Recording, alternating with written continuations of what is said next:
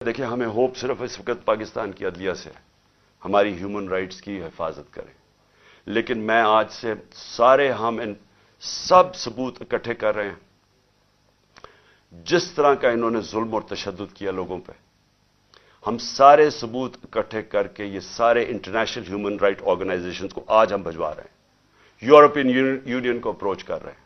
मैं सारे जो ओवरसीज हमारे पाकिस्तान तहरीक इंसाफ के चैप्टर्स हैं, आप सारे वहां जाके पॉलिटिकल जो पॉलिटिशियंस हैं मुकामी, सबको बताएं कि ह्यूमन राइट्स जिस तरह की वायलेशंस आज पाकिस्तान में हो रही हैं, इसकी कोई मिसाल नहीं।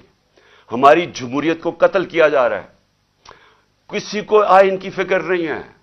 अभी तक जो इलेक्शन करवाना था, मुझे बताएं 30 अप्रैल को इलेक्शन है, तो यहां तो कोई इलेक्शन की फिजा ही नहीं बनने दे रहा है।